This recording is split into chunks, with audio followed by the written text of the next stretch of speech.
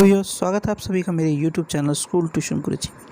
आज हम बात करेंगे कार्यपत्रक 9 की, जो कि 22 अक्टूबर के लिए जारी किया गया है। ये कक्षा 7 का हिंदी विषय का कार्यपत्रक है। यहाँ बच्चे अपना नाम लिखेंगे और यहाँ अपने कक्षा अध्यापक का नाम लिखेंगे।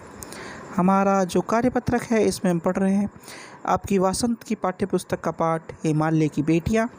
और हमने जाना कि हिमालय से निकलने वाले पहाड़ों से जो पानी निकलता है, यानी कि जो नदियाँ हिमालय के बर्फ़ से पिघल करके बनती हैं, वह किस प्रकार किस नज़रिए से लेखक को देखने को और जानने को मिल रही हैं और उन्हें कैसे वह देखता है।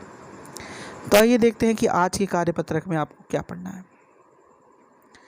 खेलते खेलते जब ये जरा दूर निकल जाती हैं तो देवदार, चीड़, सरी, चिनार, सफ़ेदा, केल के जंगलों में पहुंचकर शायद इन्हें बीती बातें याद करने का मौका मिल जाता होगा। कौन जाने बुढ़ा हिमालय अपनी नटखट बेटियों के लिए कितना सिर धूनता होगा। बड़ी बड़ी चोटियों से जाकर पूछे तो उत्तर में विराट मौन के सिवाय उनके पास और रखा ही क्या है। तो क्या कह रहा है ये लेखक इसमें? वह कह रहा है कि जब ये पहाड़ों से नदियाँ निकलती हैं तो एक समय ऐसा आता है कि ये कई सारे घने जंगल, पेड़ों से भरे हुए जंगल में पहुंच जाती हैं और मानो अपनी आपकी यादें एक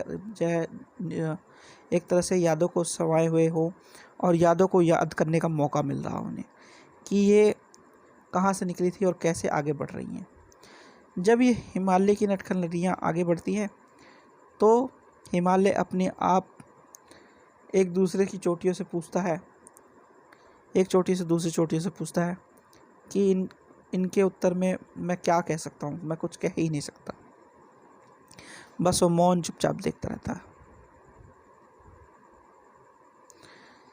सिंधु और ब्रह्मपुत्र ये दो ऐसे नाम हैं जिनके सुनते ही रावी, सतलुज, व्यास, चिनाब, काबुल, कपिश, गंगा, यमुना, सरयू, गंडक, कोसी आदि हिमालय की छोटी बड़ी सभी बेटियां आंखों के सामने नाचने लगती हैं।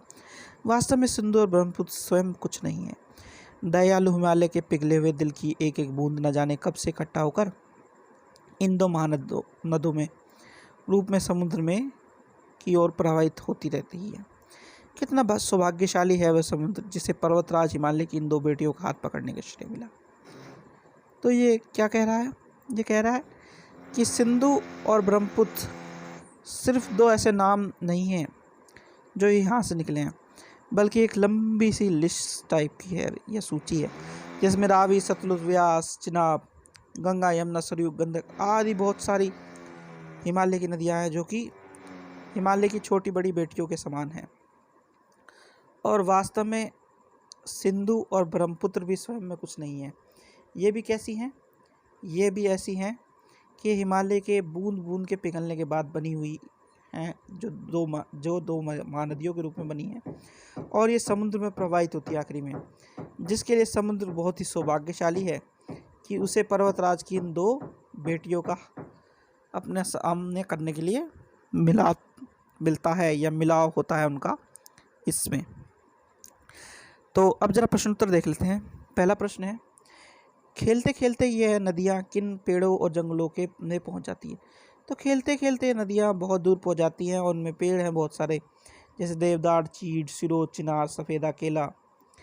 इसमें इस तरह के जंगल के पेड़ों में ये आसपास पहुँच जाती है।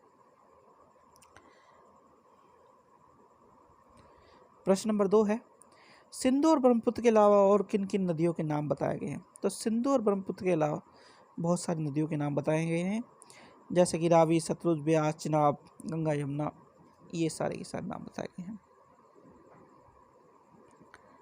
प्रश्न नंबर 3 है, सिंधु और ब्रह्मपुत्र की क्या विशेषताएं बताई गई हैं?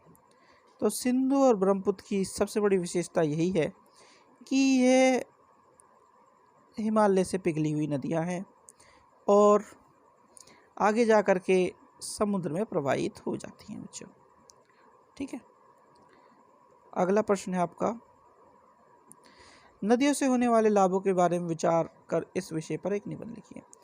तो बच्चों ये क्वेश्चन आपको करना है, ज़रा मैं बता दूंगा आपको कि लाभ क्या क्या हैं। जैसे कि नदियों के द्वारा लाभ, सबसे पहला लाभ ये है कि आपको पीने का स्वच्छ पानी मिलता है। दूसरा लाभ ये है कि आपको नौका परिवहन के द्वारा सस्ते पैसों में एक जगह से सामान दूसरी जगह ले जाने का सौभाग्य प्राप्त होता है। तीसरा है, हमारे यहाँ नदियों की पूजा होती है, तो पूजन पाठ के लिए भी इनका होना ज़रूरी है। चौथा ये हो सकता है कि कहीं लोकल जो एरिया है वहाँ पे एक स्थान से दूसरे स्थान जाने के लिए इनका इस्तेमाल होता है। पांचवा क्या हो सकता है, जैसे नौकायन के अलावा मछली का पालन हो सकता है बच्चों। तो ये कुछ चीज़ें हैं जो एक नदियों को लाभकारी बनाती हैं बच्चों। ठीक है, तो ये तो बात हुई बच्चों आपकी कार्यपत्रक की या वर्कशीट की। तो अब आपकी वीडियो होती है कंप्लीट। आशा करता हूँ आपको वीडियो अच्छी लगी होगी। अगर वीडियो अच्छी लगी हो तो चैनल को सब्सक्राइब करें, वीडियो को लाइक करें, शेयर करें। Thank you.